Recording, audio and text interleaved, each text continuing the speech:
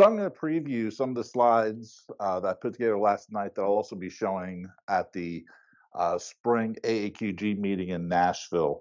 And it's kind of showing kind of a summary of here's what's happening to 9100 as well as what's happening to ISO 9001.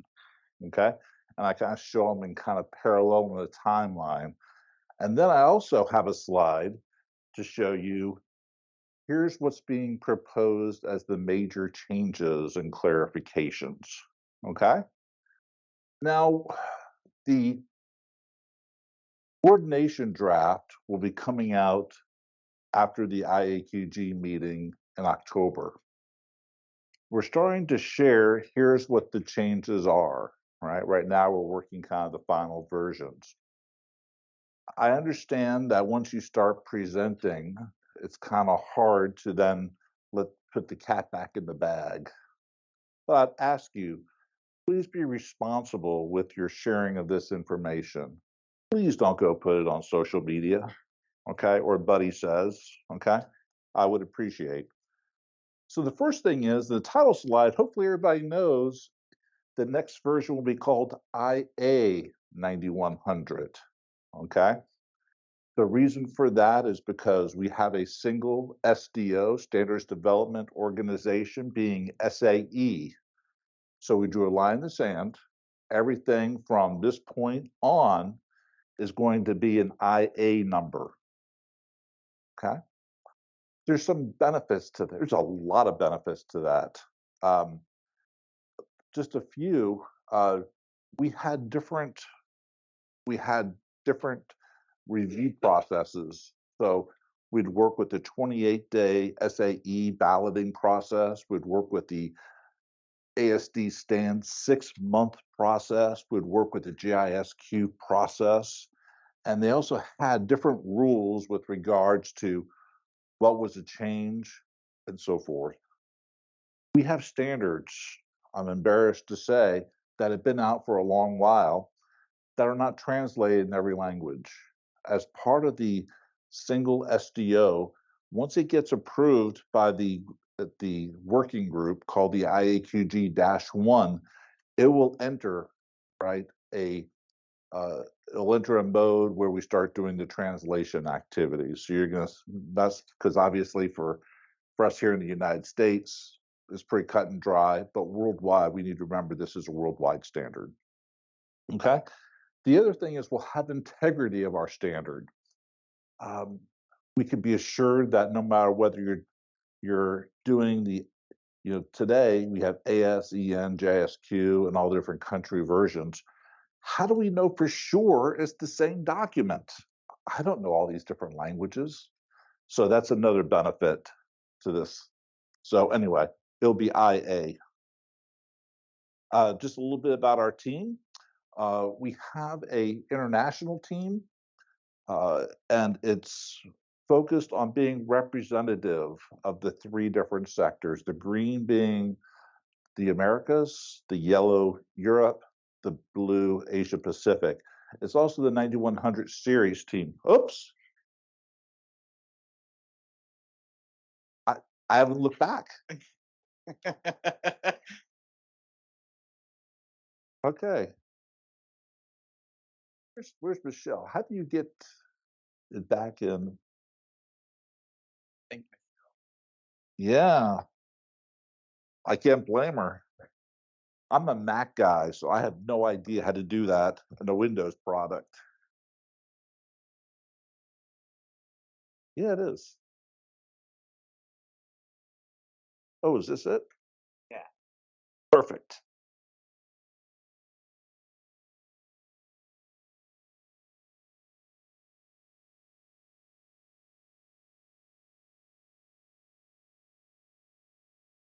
There we go. This is what you missed so far. Anyway, you missed my towel slide. All right. It's also a standards, it's the series team. So we have like 9101, 9110, 9120, 9115, AIM, also all involved in the process as well. So I also have a 9100 Americas team. This is a group of about 25 folks made up of people from CBs, from OEMs, from small manufacturing sites and so forth who participate, also from major stakeholder groups. I have DCMA, FAA, and NASA people participating as well. If you're like, hey, that sounds like a pretty cool thing to go do, all my America's meetings are open. So the last meeting, we had about 50 people in Melbourne at the spring meeting.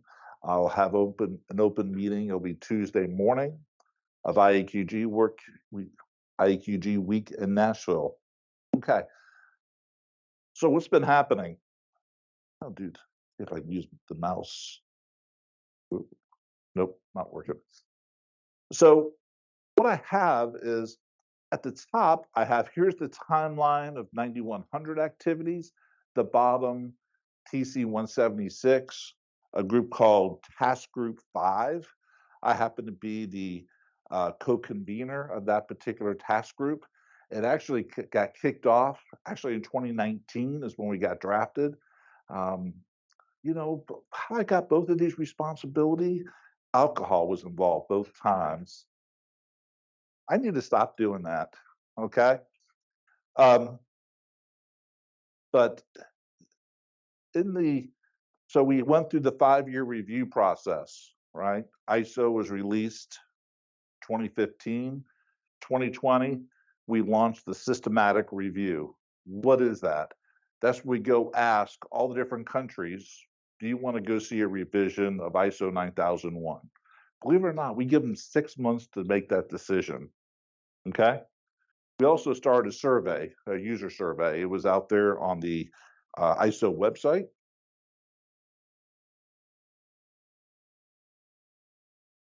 The second quarter of 2021. What we did is we had information from both the survey as well as systematic review. Everybody in here knows it was a close vote. 36 wanted to confirm the standard, meaning no change. First time there was no change or a confirmed vote for ISO 9001. 32 in favor of revising it. That's 4 countries. Kind of interesting, just on the kind of, we wanted to try to understand why. So we went to the countries that wanted to confirm and said, was it a timing thing? Was it a COVID thing? Just feel like we had not mature enough yet. And we got no response back, trying to understand, all right? And what we were told is that's what the survey's similar results are, okay? At the same time, in the same time period, we started the 5-year review for 9100, okay? One of the things we did is, once again, we have certain stakeholders. We wanted to find out from those stakeholders how things were going. What changes do you want to see be made in that particular standard? So we went to all the voting members, we went to IAQG teams, we went to our stakeholders, our relationship growth people, and as a result of that, 247 inputs were received to identify potential improvements into the 9100 series of standards. The same time frame, we have a group within TC 176 called SPOT-G, Strategic Planning and Operations Task Group, okay? And they said, we have to honor the vote with regards to the confirm. But what we want is we want this TG05 team to go look to see, is there anything else out there to warrant doing a revision? All right, come back to us in a year. All right. So we continue to work that. That's the green down the bottom. At the IAQG level, right, we're ready to start kicking off our different teams. So we launched an Americas team, Asia Pacific team, and a Europe team, okay? And what we do is we come up with a sector position that we can then take internationally, right? And those people that I showed you in this first chart that you actually saw, those people take the position up, discuss it. Okay? And we had a kickoff meeting. So we went through, we dispositioned of 247 of those items. Now we're in the first quarter of 2022, right? We developed that preliminary stage spot G report. We looked at all the inputs. And what we basically found was that there was no one golden nugget to say, because of this, we have to go revise. But the position was collectively, TG5 felt there was enough collectively to go warrant a revision. Okay. And then we had a meeting in Brussels, second quarter of 2022, where once again, we went through those 240 items. And what we did is we also set up 14 teams. We put into 14 different buckets of different concepts. So some of the concept teams, for example, were like risk team, information technology teams. All right, so you can kind of start seeing the themes as we're working through some of the standard. Okay. Third quarter 2022, right? They established and developed proposals. And we briefed, when we briefed the TC 176 on what's happening with ISO, saying there's really not a good reason, there's really a multitude, and collectively we feel we should start a revision. They said, go develop a design spec. Maybe we need the clarity of a design spec, which is one of the first things you do after approval to move forward. Some of us were like, hey, that's great. That allows us to start getting ahead in the development process. So that took us a while to go do, right? Still doing it here in the fourth quarter. I think you see here, we just finished up the first quarter of this year. Okay. So we have a draft version of the standard. We looked at the different sector and IAQG teams to start reviewing that activity. We talked about that, and a writing team was developed in January of this year to start putting those things together and developing the first working version of the 9100. Okay. That was shared with the sector teams. Matter of fact, if you were part of my March meeting in Melbourne, we walked through that standard line by line, showing the changes. We collected inputs, and what we did is we then dispositioned those during our spring meeting in, I guess it was in Brussels this year too, this past spring, and also we've been working that this summer. Okay. So what's happening with ISO? So we took back the design specification to them, said, here it is. Once again, we feel the recommendation of the team is that we go forward. There was a briefing, and the decision is that we're going to put it to a vote to members. The vote is from June 28th to July 28th. I have not seen any details yet about how that ballot is going or how that vote is going. But by next week, we should know whether ISO plans to do a revision or not. Okay? I will tell you that with whatever ISO decides, we're still moving forward. ISO, in order to try to get more people on board, has, even though we already have a design specification, has proposed kind of a slow roll on a revision. I've heard 2028, believe it or not, okay? They could do it a lot quicker.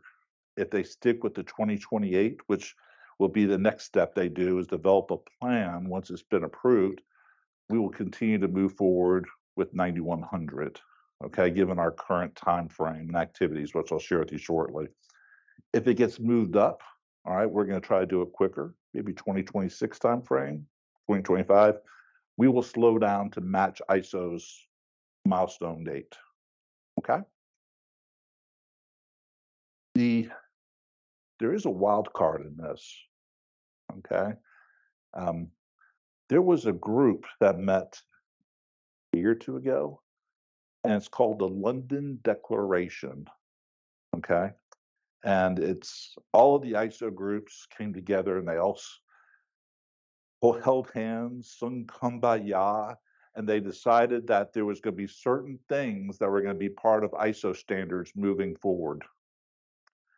One of the areas that they decided that needed to be moved forward immediately is climate change. That group is now saying that they want to see climate change incorporated into all 80 management system standards that ISO publishes within the next year. Okay? If that's the case, ISO may go through and update Annex SL as well as this climate change language and come up with a revision. They might just put the climate change stuff in there, or they may try to do something as a negotiation. Okay, so you're saying like, oh my gosh, where will they put it? Um, um, they're the thinking, the proposal right now is that it'll go into clause 4.1, context of the organization. As you're examining the context, has the organization considered the impact of their products, of their facilities on climate change? I will tell the other place is interested parties. I think that is a note, but the climate change in 4.1 is actually a requirement, I believe. Okay. I will tell you that aviation, space, and defense push back on it. You all are from many CBs. You know that you do not want your quality auditors going and auditing environmental things. Neither do we. Climate change is political for many people. Uh, I can see some people, have you considered it? Yes. I can see other people making it a main focus of the whole audit. So there'll have to be direction and guidance with regards to that. Okay. But that is just something that's happening right now in the background. Okay. Next steps. By the end of this year, right, at the October San Francisco meeting, shortly thereafter, we will launch the coordination draft for IA9100. We'll probably get the results hopefully before Christmas so we can consolidate those. So then the Americas 9100 team, Asia Pacific, Europe can start dispositioning those comments about do we want to accept them, not accept them, okay, or noted. Then we will then use our spring meeting next year to develop what's the new draft look like. And then next summer, go into the next ballot. So with that being said, if we're successful in that first ballot, we could be talking about a late 2024 IA9100 release. If it has to go to a second ballot, 2025. Okay. I had some more stuff down there. It should say early 2025, by the way. Okay. So what kind of things is this a major change? No, it is not. I would say it's probably a medium low change, depending upon your system. Will there be a transition period? Yes, there will. Has there anything like auditor training and so forth been discussed yet? It's a little early for that. Okay. But obviously, we will work with the oversight team and try to coordinate those different types of activities. So, what kind of things are included? Process identification. I'm going to try to say this with my most professional tone of voice. There's concern in Europe about the word process. And actually, It goes back several iterations of the standard, several revisions ago. Remember we used to talk about procedure. What we would do is we would say you have to have a procedure for doing X, Y, Z. If you look at the definition of procedure, it doesn't necessarily need to be a documented procedure.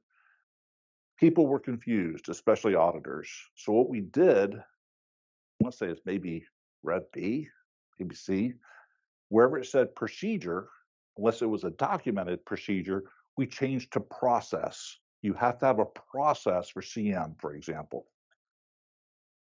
The way Europe supposedly took this, all right, is that since it says, and in 4.4, right, you say you have to identify your processes.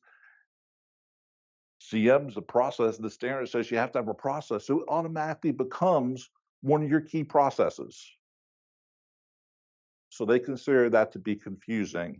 So we have some words in there saying the organization identifies processes. For some of that, we changed around some of the wording such that the requirement could stand on its own without using the word process. Okay. Last time during the standard, we added a requirement and awareness about the importance of ethical behavior. Okay. You will see some words in the leadership section saying that leadership is responsible for kind of carrying the torch of having an ethical organization and culture. Some people are going to say, how do I go audit that? You know, it's kind of interesting. I audit it all the time. Before I leave an interview, I'll ask somebody, how do you contribute to product quality? How do you contribute to quality policy? The importance of ethical behavior. Has anybody talked to you about the importance of ethical behavior? Yep, I go to annual training. Oh, okay. Does anybody talk to you besides then? Has leadership walked the talk? Do you have an ethics officer? If you had a complaint, where would you go? Okay. So what's expected is that leadership, when you're auditing clause 5.1, has set ethical expectations. It could be a policy, it could be something else. Ethical expectations and a culture. Let's face it, if you have a culture of quality, a lot of the aspects of a quality management system just fall into place because you have a compliance-based culture. All right. There's a new standard that ISO has published, ISO 10010, on culture. Information security. This is actually, I was going to say there's no new clause or no changing of the clause. New clause 717. All right. About how do you add information security and how do you ensure information stays protected, firewalls, cybersecurity, so forth. We work very closely with the 9115 team on that. FOD prevention. Today, FOD prevention is in clause 8.5, 8.5.1, and then also in the preservation, was it 855? All right. But really, FOD prevention is part of planning. It goes across the whole life cycle. All right. A lot of people have FOD plans. It includes making sure we do design. We design out FOD traps. We have FOD barriers and so forth. It's not just go something of clean as you go. Yeah, that's important, but it starts earlier in the process. So you'll see some words about FOD prevention in clause 8.1. Product safety, counterfeit parts. We have notes of those right now. And we told you, by the way, we're trying to give you some hints about these notes. You should probably go consider those. Well, we told you that for a reason. Those are now going to become shall statements. Obviously, if some of those are not applicable, right, we have the ability to scope appropriately for things that are not applicable. Production process verification. We added some words. You know, it's kind of funny. Whenever I talk about production process verification, oh, yeah, yeah, or auditors, oh, yeah, yeah, FAI. it's more than FAI. FAI is the quality of the product component of it.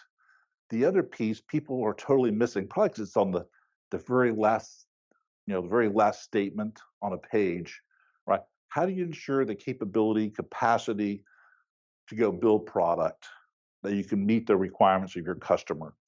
So we restructured production process verification to hopefully make that more clear. Continual improvement. I think people are aware of AIM. If not, that's the next presentation, assuming you don't throw things at me and I leave. All right. We have a tool called AIM. We're not mandating the use of AIM. By the way, that's kind of loud. Obviously, IAQG has put a lot of resources into AIM. We want to see AIM widely used. We think it has benefit. EC wants us to require AIM. What we have is that you're required to do a maturity assessment at a periodic basis and have improvement goals for your quality management system. Too often, people put their quality management system on a shelf. We've implemented it, great. All right, done that, check. And then they don't look at how to go improve it.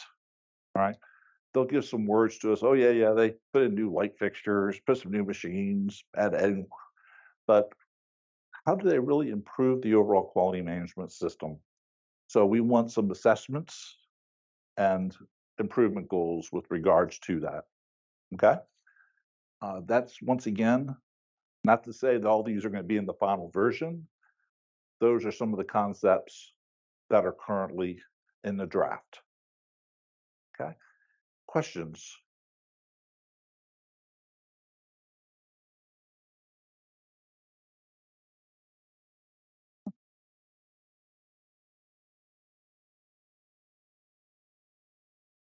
I was going to say, with no questions, that means, oh yeah, we expected all those things. Are you considering the APQP process FMEA control plans as mandatory, as shalls? No. Because earlier in B3, we saw some discussion about FMEAs. Mm-hmm. So under your process verification, Uh-huh. how you plan to address risk in terms of special characteristics, critical processes, and so on? Yep, thank you for the question. There is several OEMs that are flowing down APQP, but as an industry, we're not going to mandate it completely. We're not there yet. Okay. Is APQP a way to go meet some of these requirements? Yes, it is, and we point to it in several places. We've added some notes. We talk about measurement analysis and calibration now, for example, as a note. So we're it's kind of like we're trying to eventually kind of merge these two concepts or these two activities, but we're not there yet. Okay, good question. Okay, other questions? Yes, sir. And so we all understand the organization's got to provide this audit objective evidence for us to assess. And we know we've got maintained and retained in there. Is there any implication of imposing any more retained or maintained information documentation with these requirements? I'm sorry you asked the question.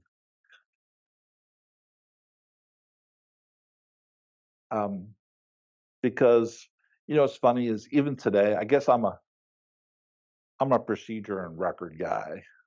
Okay. And even when I read through the standard, I'm like, oh yeah, record, procedure, got it.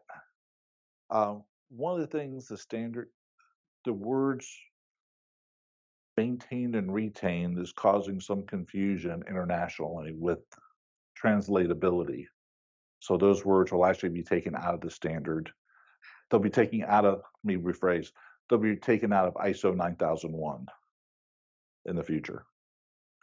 As far as, I'm trying to remember, I can't recall any additional retains and maintains that are called out right now. Okay. Other questions? Whoops. Okay.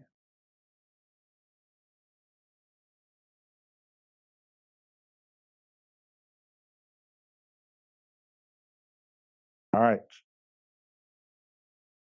Y'all want to see AIM?